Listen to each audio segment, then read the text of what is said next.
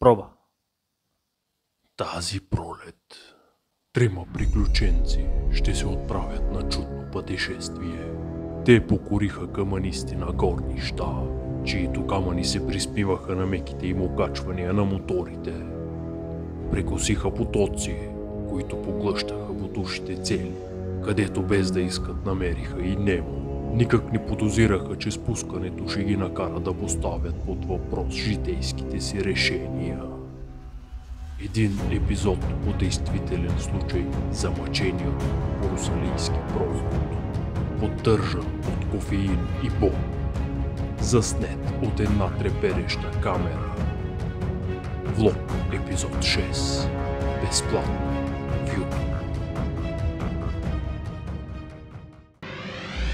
Здравейте на всички! Днеска пътуваме към Русалийския проход през Шипченския, сред тези красиви гледки.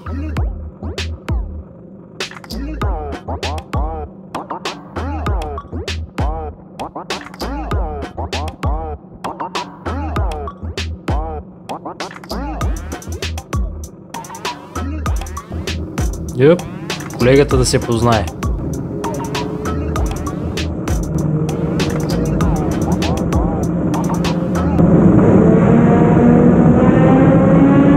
Благодарим за тази тунелна симфония и шах. Бат Борко ни води с CRF 250-ката, следва го Бат Георги с Freewinda и този гълфон най-отзад съм аз. Очертава се да бъде едно много забавно каране днес. Сега нека минем към съществената част на карането, което почва от село Тъжа.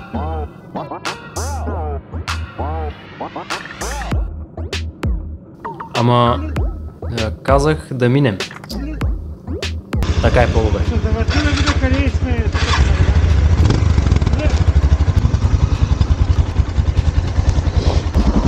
Май сме на там.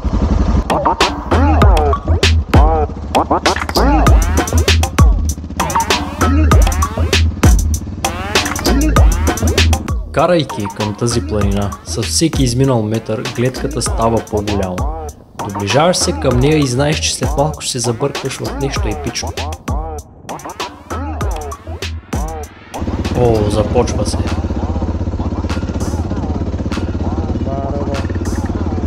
Толкова съм развълнуван, но и леко притеснен, задето не знам какво точно ме чака.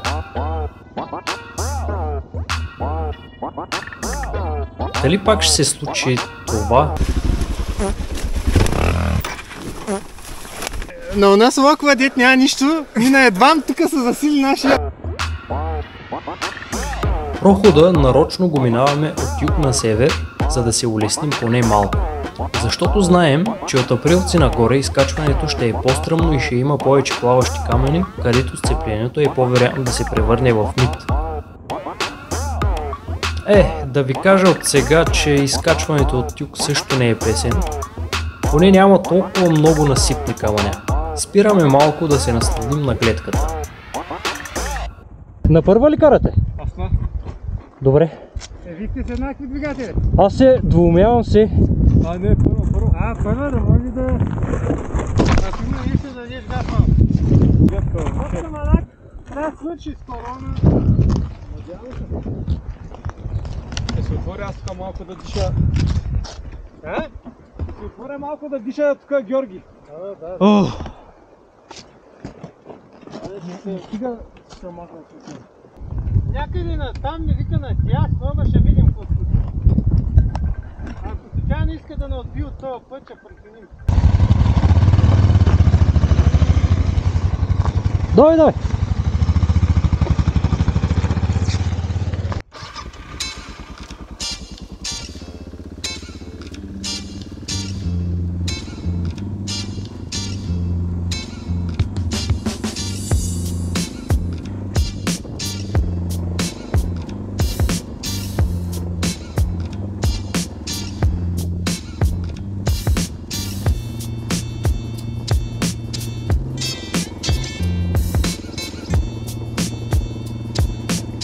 От време на време пътят те подвежда, че камъните свършват и вече можеш да даваш повече газ.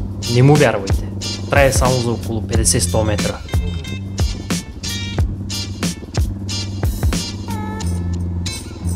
Аз гледам да карам седнал възможно най-много Energy Saving Mode. Предната вечер успях да вкарам само 4 часа сън и даже закъснях за срещата ни с момчетата, за което отново искам да им се извиня. На изкачване има хубави гледки на няколко места, обаче не се заглеждайте за дълго време, ако карате мотор.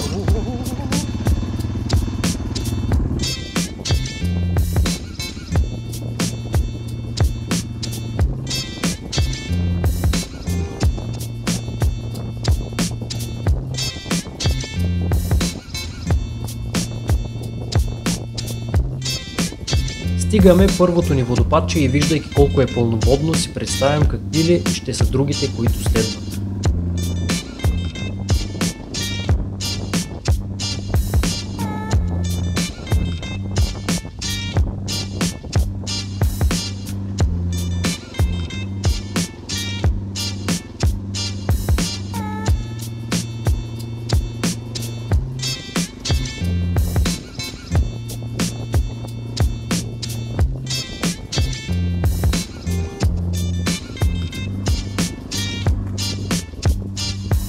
Стигаме до бариерата.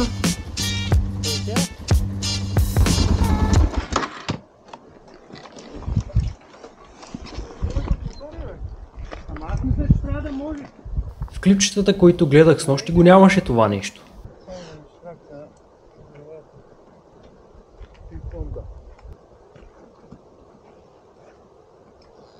Той пак Сузуки. Да.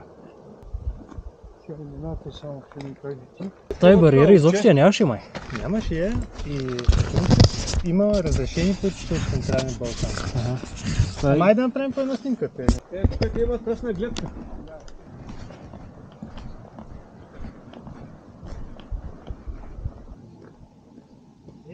Взяхме камъни. Батя камъни, братя, че ще им се разпадя преди втора. Чакай да застане. Къде са скрит там? Ето е. Махаме се. Значи имате около 20-25 минути с моторите до тъжа, пада се от лявата страна, естествено. Аха, добре. То после спускането се после. Да, после надолу април. Карай напред, хем да фаниш водопада там.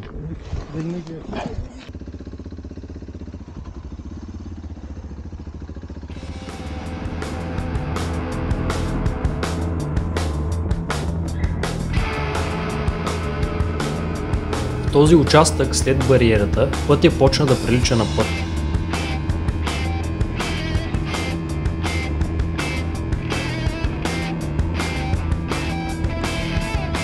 Смятай дори аз да мога да давам газ. Малко, но от сърце.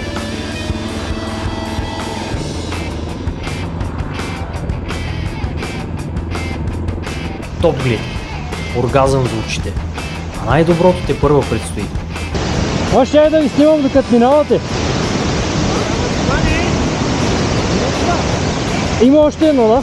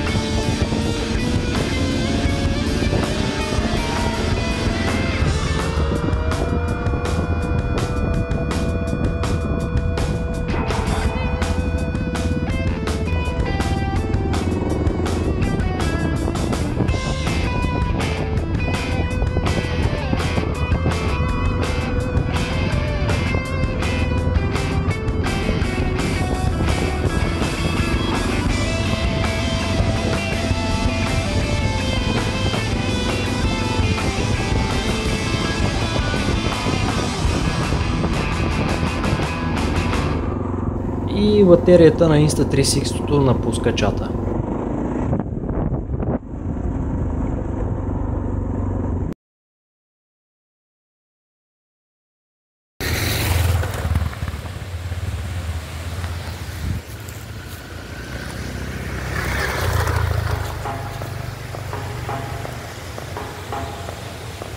Нави е едно пълноводно кадимлийско пръскало.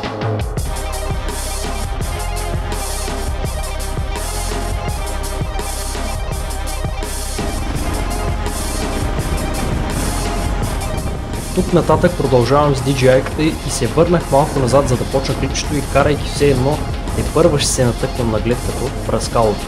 Защото бензина е временен, а YouTube гледанията вечни.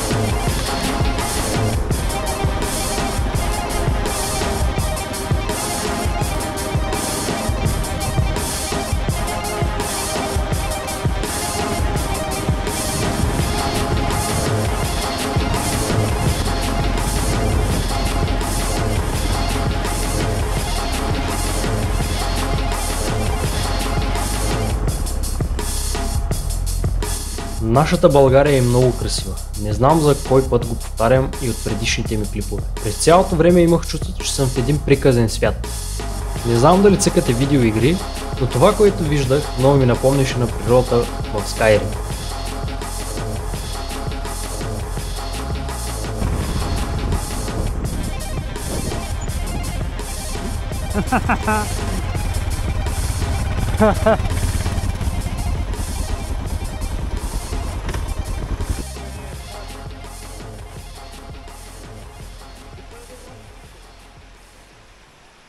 Ей, много красиво тук, ей.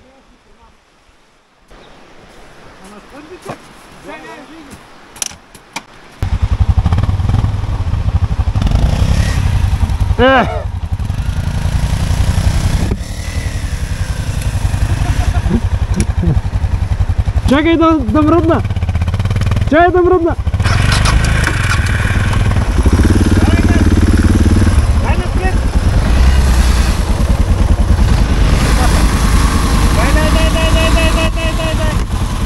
Готова ти е снимката!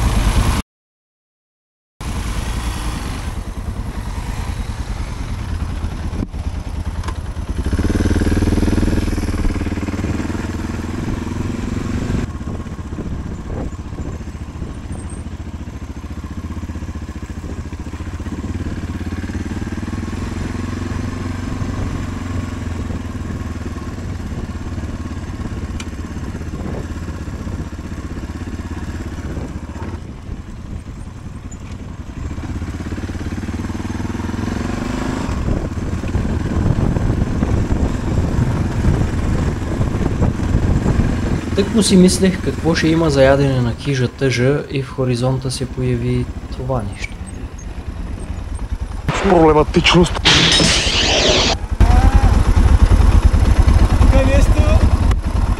И мен не ме изкефи. Връщаме се! На този даже краката му не се намокриха. Аз сега ще се думкам тука. Значи, само един камък и цели малко по-голям.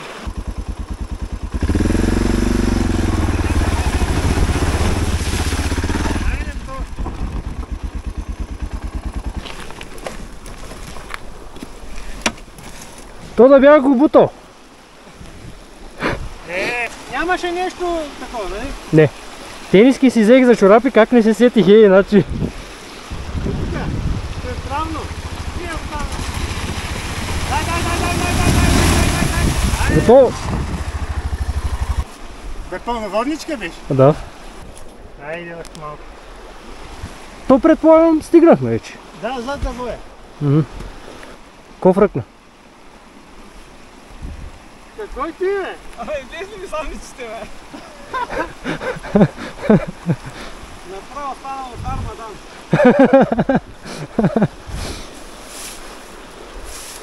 Ние тук са... Мале, банана станала брат.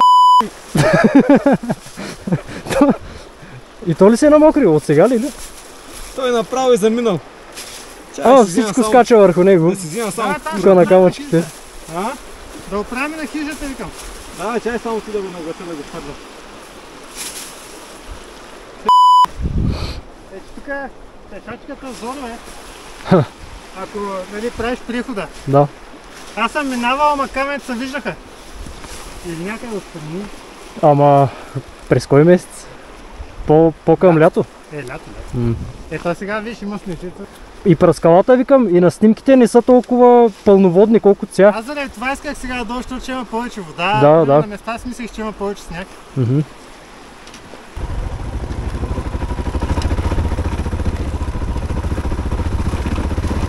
Докато си мисля, че най-трудното е минало и вече наистина ни чака ядене на хижата и...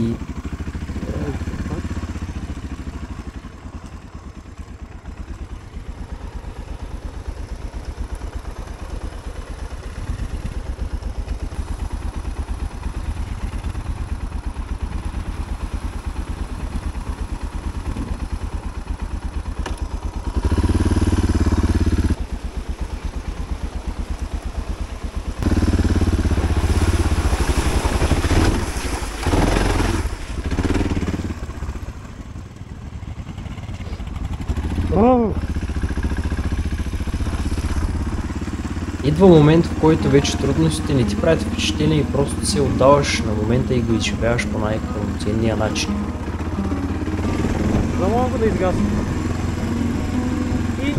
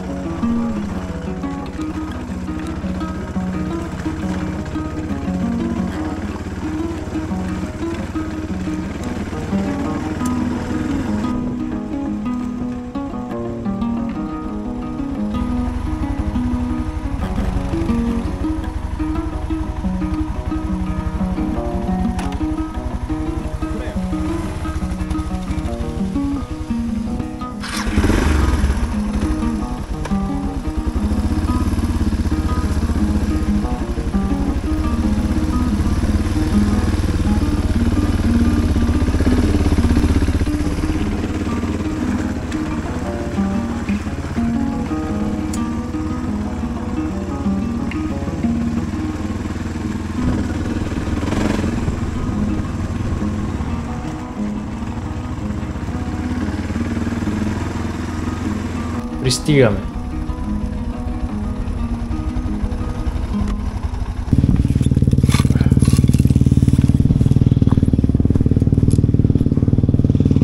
той не мърда, Според мен ще потъне още.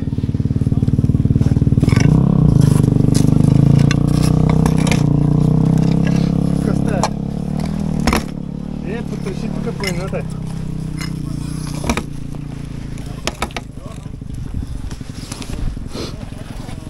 Сега да мръдне да видим. Отидете неделя. Добре дошли. Значи... Стигнахме. Живи и здрави.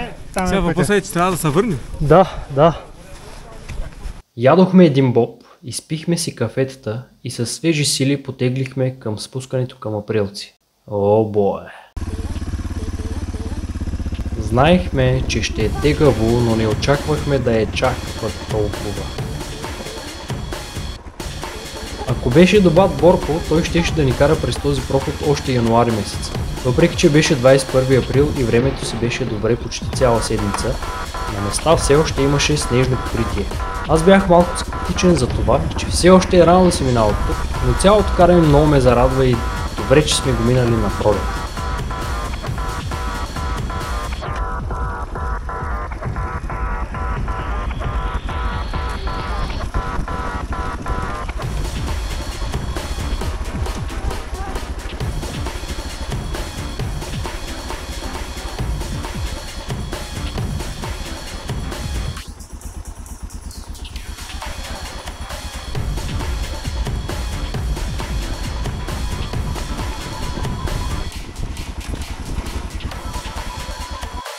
За тази беля малко ми е гузно и се чувствам виновен, понеже аз исках да спираме някъде да си напълним вода. Нямаше абсолютно никакви щети по мотора на Бат Георги. Хендгарда поел целия удар, просто го махне и си продължи без него.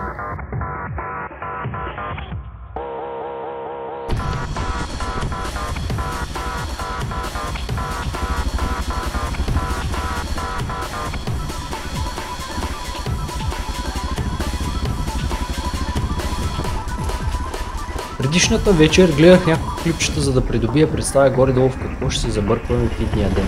Като почнахме спускането, разбрах, че през цялото време съм подценявал пътя. Имам един такъв лош навик, като гледам определен клип всичко да ми изглежда много лесно, докато не дойде момент аз да го направя.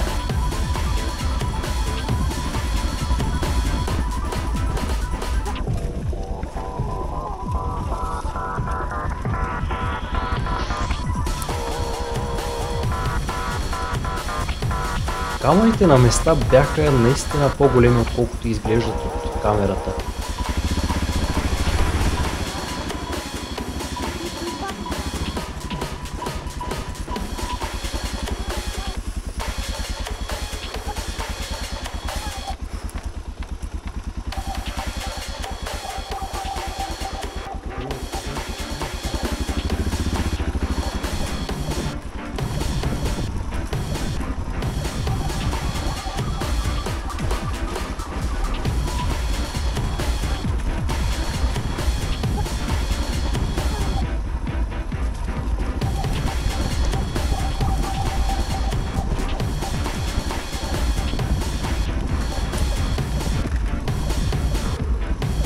Спускайки се надолу, си мислех, че сме минали от почти всякакъв вид терен днеска и не липсваше да караме само по кал. И то не закъсня.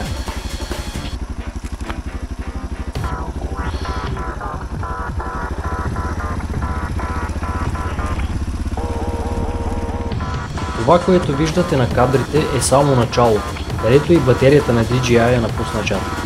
По-надолу нямаше и къде да се бяга от тази кал.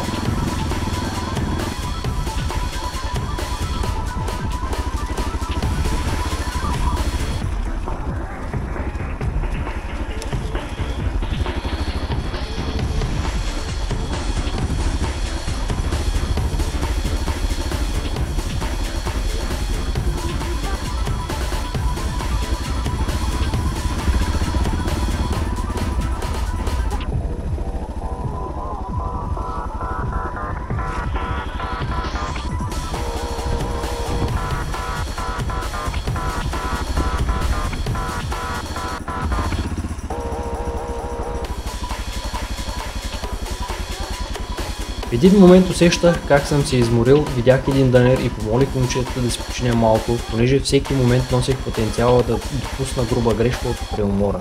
Седяхме си разбити, но ухилени до уши. Аз казах няколко изречения, съдържащи изразът никога повече, но в края на краищата се забавлявахме на макс, което е и най-важното. Питах навигатора ни Бат Борко още колко ни остава и като каза, че сме минали само половината от спускането, се превърнах в алерза от листопад. За наша приятна изненада, докато тръгнахме след няколко завоя, стигнахме асфалта. Оказа се, че последните няколко километра са асфалтирани.